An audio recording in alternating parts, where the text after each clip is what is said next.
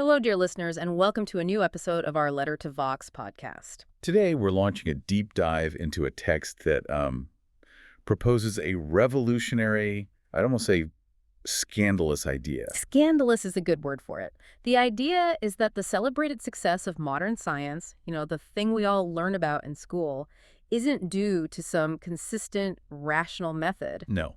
Instead, it often thrives on rule-breaking, on propaganda, and what the author calls wonderfully unscrupulous opportunism. We are talking about Paul Feyerabend's landmark work, Against Method, and it's an intellectual shockwave, really, because it takes everything we think we know about scientific progress. That steady, logical march forward. Exactly.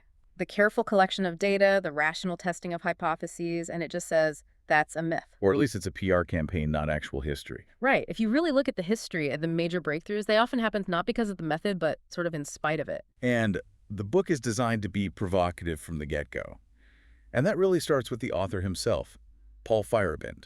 He lived from 1924 to 1994, an Austrian philosopher of science. And he didn't start in philosophy, did he? No, he was trained in physics and astronomy first, which I think gives him a different kind of perspective. He only shifted to philosophy later on. And his intellectual path is just fascinating. I mean, early in his career, he was a student and often an admirer of the great Karl Popper. Right. And Popper, of course, is famous for the idea of falsification, that science moves forward by trying to refute theories, by trying to prove them wrong. So Feyerabend took that very rationalist framework, looked at the history of science, and basically decided it just didn't fit. The map didn't match the territory. And you have to understand the context of this book to get its particular heat, its personal tone. It was actually conceived as a debate. A debate with a friend, right? A very close friend, the Hungarian philosopher Imre Lakatos. And Lakatos was a staunch rationalist, a big defender of Popper, and he wanted to defend a consistent scientific method from attack. So they were intellectual sparring partners, but also very good friends. Feyerabend tells the story about Lakatos cornering him at a party in 1970 and saying, we should write this out, a dialogue. A dialogue where Lakatos defends rationalism and Feyerabend tries to tear it all down. But the tragic thing is, Lakatos died suddenly in 1974. He did. And Feyerabend published his part, Against Method, shortly after. So the book feels like half of a very, very intense conversation, because Lakatos' countervoice is missing. Which is why Feyerabend says it's written in an ironical vein, like a letter to a friend. And that explains so much. It's why the text is so focused on attacking very specific forms of rationalism, why Popper comes up so much. It's an argument aimed at a particular person's worldview. And he even takes on the label that Lakatos gave him as a joke. The anarchist, yeah. Lakatos called him an anarchist, and Feyerabend just embraced it. He said anarchism is certainly excellent medicine for epistemology and for the philosophy of science. An antidote to the rigidity. The perfect antidote to the kind of paralysis he saw in philosophical discussions about method. Okay, so that brings us to the core thesis. The big claim we're diving into today.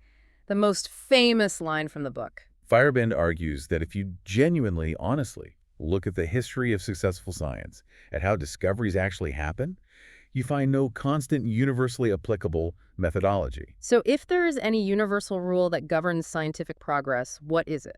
It is simply that anything goes. Anything goes. And he's careful about this. He doesn't say anything goes is a principle we should all follow. He sees it more as the terrified exclamation of a rationalist who takes a closer look at history. But then realizes their neat little philosophical boxes just don't work. The messy reality of scientific invention just won't fit inside them. All right, let's unpack this rejection of universal rationality. It starts with a claim that sounds, almost heretical. We're all taught that science has this common structure, the scientific method. Right. But Feyerabend just comes out and says, the procedures, the events, the results that make up the sciences have absolutely no common structure, none. So there's no single element, no type of experiment or way of reasoning that you find in every single scientific investigation, but you don't find anywhere else. That's his starting point. Yeah. And it means that anyone trying to write down a universal scientific methodology is using what he calls a much too crude an instrument. And it's too crude because the actual working scientist who's facing a real messy concrete problem needs flexibility. You need a whole toolkit, not a list of commandments. He says successful research relies now on one trick, now on another. It all depends on the context, on the specifics of the problem you're trying to solve. It makes me think of it like, if science is a long-distance race, The methodologists want to define exactly how you have to run, the perfect stride, the right way to breathe. That's a great analogy. And Feyerabend looks at the historical winners and sees people who cheated, people who suddenly got on a bicycle, people who took a massive shortcut through the woods. The only thing they have in common is that they got to the finish line. And this reality, the fact that history is this maze full of accidents and conjunctures, has a huge implication for the scientist herself. A huge one. The person who is truly successful in science has to be a ruthless opportunist. Ruthless. Someone totally uninhibited, not tied down by any one philosophy. Yeah. Someone who will use whatever means necessary to get results. He even brings in, of all people, Lenin to make this point. Yeah, he quotes Lenin's insight that when you're dealing with a complex situation, one with unforeseen developments, you need complex procedures. You can't rely on simple general rules. Yeah. And that's exactly Feyerabend's point for science. Doesn't that sound intellectually dangerous? If we're just endorsing ruthless opportunism, aren't we, undermining the whole search for objective truth? That's the immediate objection, isn't it? But Feyerabend would turn it right back around. He'd say the rigid methodologists are the ones undermining truth by putting these artificial constraints on reality. How so? Well, if the world really is chaotic and unpredictable and diverse, and he thinks history shows that it is, then applying a single rigid method actually stops us from discovering new parts of that reality. For Feyerabend, success, meaning the creation of new working knowledge, is what justifies the method you use to get there. And he argues that the cost of this rigidity isn't just about stifling innovation, it's a form of intellectual oppression. A powerful and very disturbing analogy he uses is that forcing scientific education into one rigid structure maims by compression, like a Chinese lady's foot. Wow. He sees it as just, crushing every part of human nature, every possible way of seeing the world. That doesn't conform. For him, real scientific progress and a real humanitarian desire for freedom and self-development are linked. They both require rejecting these universal standards. But let's take a step back. He has a geopolitical take on this, too. If Western science isn't supreme because of its inherent rationality, then how did it get to be so dominant? Feyerabend's answer is pretty stark. He says it's primarily from power play. What does he mean by that? It's the brute force of colonizing nations, imposing their way of thinking on others, and, very importantly, the need for weapons. Western science developed the most efficient tools for death and control, and that secured its institutional dominance through military and political power. So its success is a result of enforcement, not just pure intellectual merit. That's his argument. Yeah. And he says you have to contrast this with other powerful traditions, like historical Chinese technology. For a very long time, the Chinese intellectual tradition was producing inventions, gunpowder, printing, that were light years ahead of the West. And they did it without the specific philosophical underpinnings of Western rationalism. Exactly. Which leads to his crucial point. Hmm. The moment Western science claims to be the only tradition with good things to offer, that's the moment it becomes corrupted. It stops being a research tool. And becomes a political pressure group, full of intolerance and self-importance. It becomes dogmatic, a new kind of ideological chauvinism that actually has to be checked from the outside to stop it from killing intellectual freedom. Okay, so if the big picture is this rejection of universal rationality, Feyerabend really hones in on two specific pillars of that rationalist method. Let's start with the first one, the consistency condition. Right, the consistency condition is a simple demand. Any new hypothesis you propose has to be consistent with or agree with theories that are already accepted and well confirmed. And that sounds logical. It sounds like good intellectual housekeeping. You don't want a bunch of wild, incompatible ideas floating around. It sounds perfectly reasonable. But Feyerabend says this is actually destructive to progress. Destructive. Why? Because when you demand that agreement, you guarantee that you preserve the older theory, often at the expense of a potentially new truth. The old theory becomes this untouchable yardstick, a filter that just kills any idea that threatens its fundamental assumptions. So you're protecting the established theory, not necessarily the better theory. Precisely. It's a recipe for stagnation. If a theory only survives because you've artificially choked off all its competition, you're actually turning it into a kind of metaphysical dogma. It can't be challenged. So what's the necessary countermove? What Feyerabend calls counterinduction. You have to actively use hypotheses that contradict the well-confirmed theories. That contradiction is vital because those weird contradictory hypotheses are what give you evidence and insights you literally can't get any other way. So it's not about conformity, it's about aggressive competition. And that leads to his idea of proliferation. Yes. For him, knowledge shouldn't be a neat, straight line. It should be, and this is his phrase, an ever-increasing ocean of mutually incompatible alternatives. Like a diverse intellectual ecosystem. Exactly like that. Hmm. The job of the scientist isn't just to find the one true path, it's to keep this competitive ocean churning. When you introduce strange or inconsistent ideas, even ancient ones, you force the established theories to work harder. They have to articulate themselves better. They have to explain more, refine their structure, all because of this external pressure. This pluralism, this constant friction, is what keeps science alive and moving. And it's not just an external check. He says it's essential for even understanding the theories themselves. That's a key point. You often only discover the true nature and properties of a theory when you see how it clashes with an incompatible alternative. Trying to analyze a theory all by itself is like trying to understand a language when you don't know any other language to compare it to. Okay, so that's the attack on consistency between theories. But rationalism also needs a solid foundation of objective facts to measure theories against. And that brings us to his second big attack. The idea that observation is pure. Feyerabend completely rejects this. He argues that observation is fundamentally theory-laden.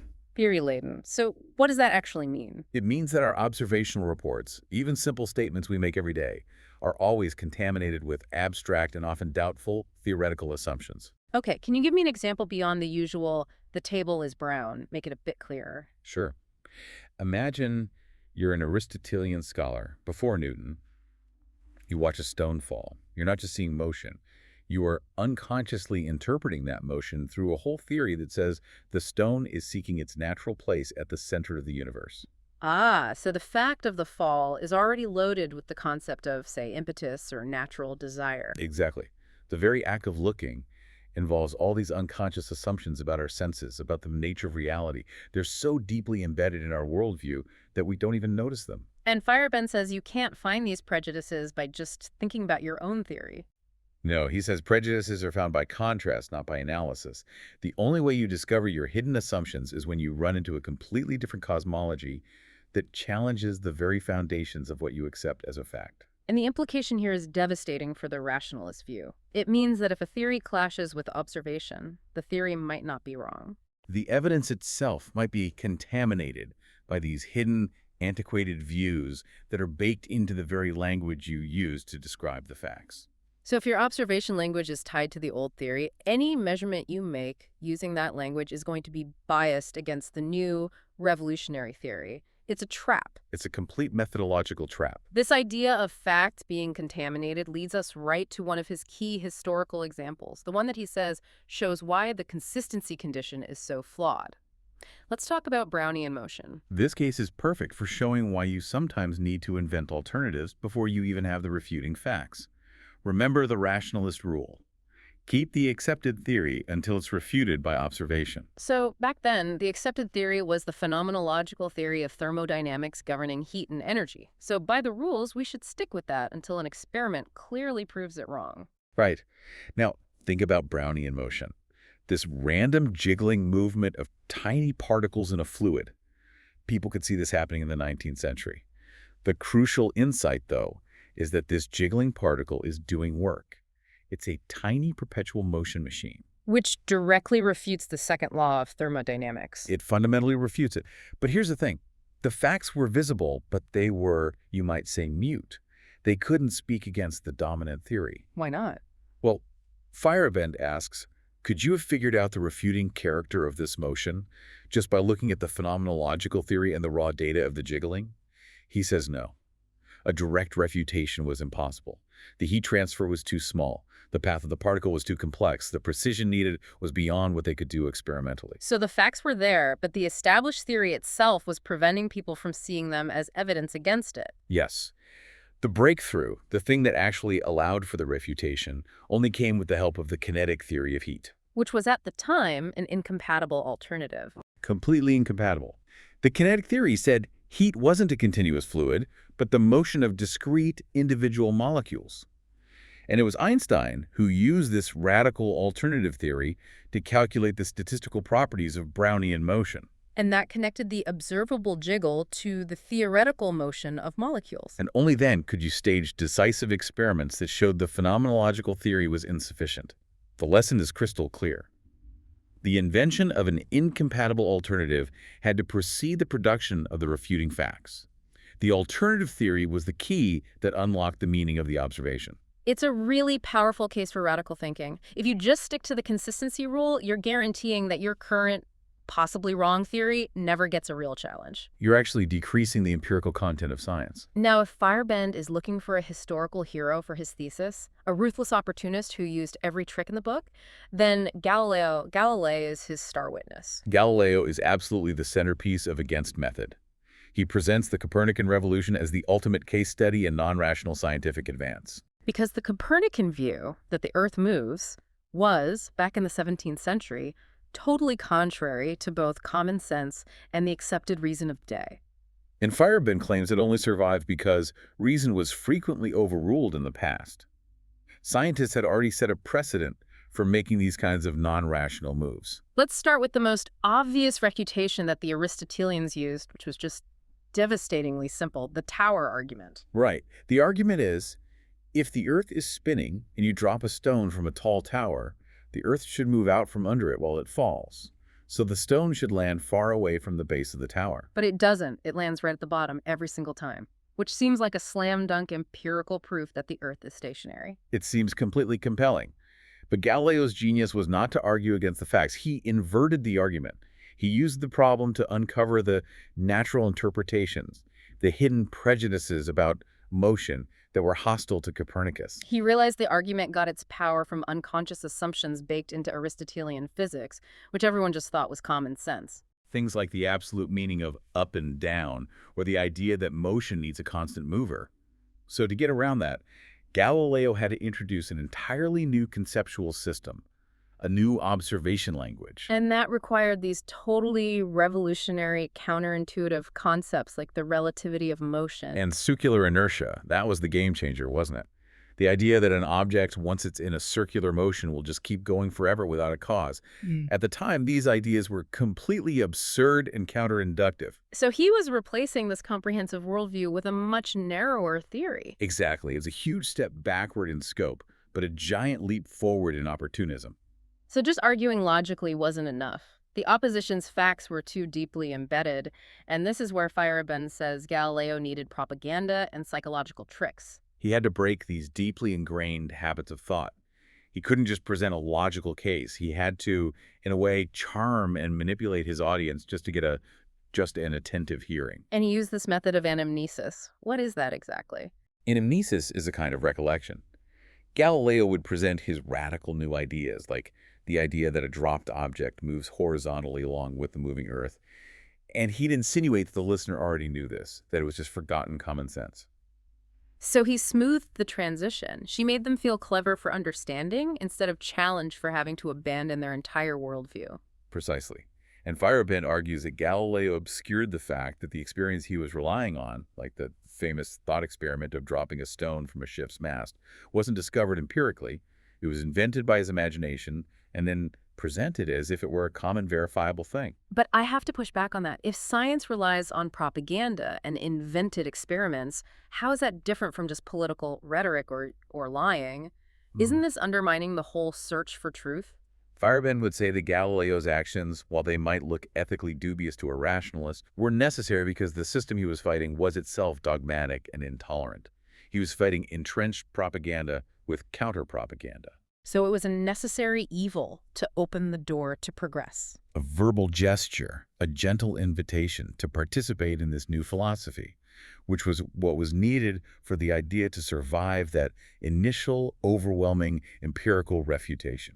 And that brings us to the most famous tool of Galileo's opportunism, the telescope. Right. And the early telescopic observations were a mess. They were indistinct, contradictory, and they clashed with what you could see with the naked eye. The prevailing physics of the time also made a sharp distinction between the perfect, unchanging heavens and the corruptible Earth. Which means that even if the telescope worked perfectly for looking at ships on Earth, you couldn't logically assume it worked for looking at the stars. Not without a whole new theory of optics that didn't exist yet. And that's where Galileo pulls off this stunning piece of intellectual maneuvering. He leverages these fake connections. He used the telescope's success on Earth to argue for its reliability in the sky, completely ignoring the physics that said you couldn't do that. And this is Feyerabend's core insight into his opportunism. He says Galileo's book, The Nuncius, contained two unknowns, the one being solved with the help of the other. It's masterful. The two unknowns were, one, the truth of Copernicanism, which had no proof, and two, the reliability of the telescope for looking at stars, which had no theoretical justification. So Galileo linked them. Mm. He said, look, the telescope shows things, like Jupiter's moons, that make sense if Copernicanism is true. Therefore, the telescope must be reliable, and Copernicanism must be true. This harmony between two interesting but refuted ideas was what he exploited to stop either one from being thrown out. He held on to both the controversial cosmology and the ambiguous instrument with sheer rhetoric and faith until, centuries later, the science caught up and could justify what he did. A ruthless opportunist, but one who changed the world. Don't forget to subscribe and leave a like if you enjoy this podcast. That incredible conceptual shift that Galileo forced on the world is the perfect setup for Feyerabend's most profound philosophical tool, the concept of incommensurability. Incommensurability is absolutely central to his argument. The word just means not having a common measure. When you apply it to scientific theories, it means that two conceptual systems can't be measured or compared side by side using some neutral shared standard. You can't even cleanly translate one into the terms of the other. But why not? If they're both describing the same reality, why can't we just compare them? Because Feyerabend argues our perception, our concepts, even the facts we see, are built up according to the universal principles of the theory in question. If a new theory comes along and suspends those universal principles, if it changes the very meaning of motion or substance, then all the facts and concepts tied to that old framework are suspended too. So the two systems literally constitute different realities. They're not just disagreeing on the answer, they're disagreeing on the question. Exactly. And to illustrate this, Feyerabend uses this fantastic historical contrast from ancient Greece. Cosmology A, the archaic view, versus cosmology B, the later, more philosophical view. So cosmology A, which we see in Homer's epics and archaic art, is described as paratactic. What does that mean for how they saw the world? Paratactic just means additive, listing parts without creating hierarchy. Think of a traveler describing a coastline, just listing every single bay and rock. In this view, all elements are equally real, equally true. The world is a flat collection of attributes. And this leads to a completely different take on things, like the old paradox of the oar in the water. In the archaic view, cosmology A, if you put a straight oar in the water and it looks broken, then the straight oar is broken in water, is a true property of the oar in that situation. It's not an illusion, it's not a mistake to be corrected, it's just as real as the oar being straight in the air. So there's no idea of a deeper, hidden reality behind the appearance. The appearance is the reality. Right, and that's why something like swift-footed Achilles is walking slowly isn't a contradiction film. They just list the attributes. He has the attribute swift-footed, and he is currently performing the action walking slowly. There's no conflict. So what changes with cosmology B? Cosmology B, which comes later with philosophers like Plato, introduces central perspective and this crucial idea of an imperceptible essence that's hidden behind deceptive phenomena. This is the beginning of the search for truth versus appearance. And the moment you make that distinction, the world fractures. It does. Now, the broken-looking oar becomes a mere semblance. It's a subjective, deceptive view that your intellect has to discard to find the true, straight essence of the oar underneath. A hierarchy is imposed.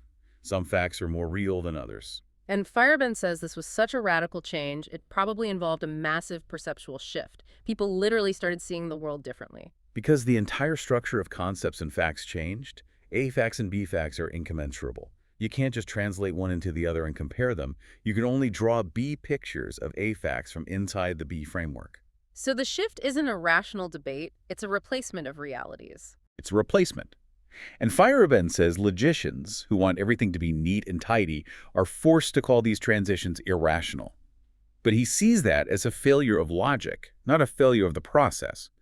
The process requires immersion, a practical exchange where people change so much that they become different people participating in a new and different tradition. This epistemological anarchism, this justification for total pluralism, it has really profound social and political consequences for Feyerabend. It does. He argues that this pluralism of theories is an essential part of a broader humanitarian outlook, one that wants to develop human individuality to its fullest. So if a scientific education forces all students into one fixed set of views, it's not just bad for science, it's ethically damaging. It's that maims by compression idea again. Exactly.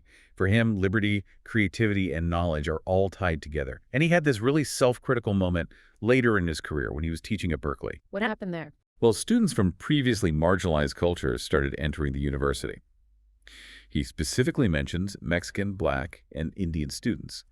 And Feyerabend looked at his own role as a professor of Western thought, and he realized that forcing them to adopt the anemic ideas of the mouthpieces of their oh-so-human captors Wow. was the role of a very refined, very sophisticated slave driver. That is a staggering statement of intellectual guilt. It is. He felt he was part of a subtle intellectual colonialism, forcing them to learn Western abstractions when their own ancestors had complex, vibrant cultures.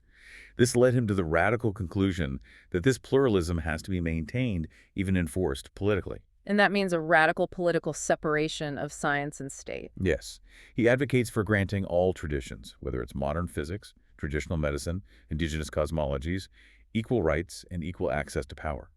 Science should be seen as just one tradition among many, and it has to be subject to the democratic will of the people. And how would that democratic will actually control science? Through direct democratic oversight of funding. He argues that funding agencies shouldn't just be subject to peer review by other scientists who are obviously biased. Taxpayers fund the research, so citizens should get to decide the priorities. And he wasn't afraid of controversial ideas for how to do this, like his defense of the Bowman Amendment? Not at all. He supported the idea that Congress should have veto power over the National Science Foundation's budget. It follows directly from his belief that external, non-expert criticism is vital for the health of science. It protects it from its own worst tendencies. But if science as an institution tends to become dogmatic, how do you maintain that proliferation of ideas if the scientists themselves are resisting it? Feyerabend's answer is that it often has to be enforced externally, by non-scientific agencies like the state or a political party, something with enough power to overcome the scientific establishment. And the big historical example he uses for this is the campaign in China in the 1950s to revive traditional medicine. Yes, things like acupuncture and herbal remedies. This campaign was politically motivated, and it flatly refused to exempt science from political supervision. It forced a duality of views. Western medicine and traditional medicine had to coexist and compete. So this enforced pluralism acted as a counterforce to scientific chauvinism. And what was the result? It led to significant discoveries. Critically, it exposed a sizable lacuna in Western medicine. Western science tends to be reductionist, breaking an herb down to find the one active chemical. The Chinese revival reintroduced the idea that a whole concoction works holistically, changing the entire state of the organism. A conceptual framework totally foreign to Western methods. So new knowledge was gained, but not through internal rational debate. It came from a multiplicity of views enforced from the outside. And this ties into his final big philosophical distinction between the guided exchange and the open exchange. A guided exchange is basically a rational debate, right? Fixed rules, one logic. Exactly. The goal is to force one side to conform to the other. It assumes stable concepts, stable facts, and a single truth. The open exchange sounds much more radical. It is. It's pragmatic. The participants immerse themselves in each other's ways of thinking and feeling so deeply that their own worldviews might be entirely changed. They literally become different people participating in a new and different tradition. So it has no fixed logic, no predictable outcome. None at all. Its outcome depends in an unforeseeable manner on all kinds of historical and psychological conditions. It respects the other person or the other culture without demanding that they conform to your rational standards.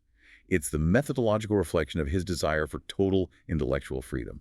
So we have taken a deep dive into Paul Feyerabend's Against Method, a text that genuinely challenges the very foundations of what we think of as rational progress. Let's try and distill the core takeaways for you. First, his idea of epistemological anarchism. It posits that there's no consistent, universal methodology that governs successful science. Success really comes from opportunism and rule-breaking, not from following a set of universal rules. Second, the demand for consistency, that new theories must agree with old ones, has to be rejected. Science actually advances by aggressively proliferating a huge competitive ocean of incompatible alternatives. That's what keeps it honest. Third, those really big scientific shifts, like the Copernican revolution, they needed non-rational means to survive. Things like propaganda, ad hoc maneuvers, and inventing new thought experiments, all to get through that period of overwhelming empirical refutation. And fourth, because science so often becomes dogmatic and chauvinistic, you need external, non-scientific intervention, whether that's political oversight or democratic control, just to maintain intellectual pluralism and freedom. We've seen how he uses history to argue that the very intellectual virtues we all prize, things like precision, consistency, respect for facts, if you practice them too rigidly, they can actually become vices that bring the progress of knowledge to a complete standstill. And this leaves us with a final, very provocative thought, one that Feyerabend himself really wrestled with. He wondered if this obsession we have with objective, rational rules is less about a genuine search for intellectual freedom and more about a yearning for authority. A kind of fundamental fear of individual responsibility.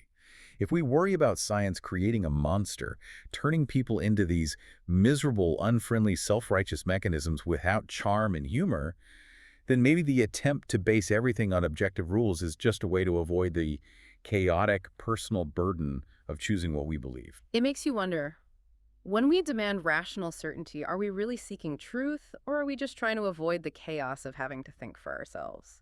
An excellent question to explore further. Thank you for joining us for this deep dive into the world of Paul Feyerabend.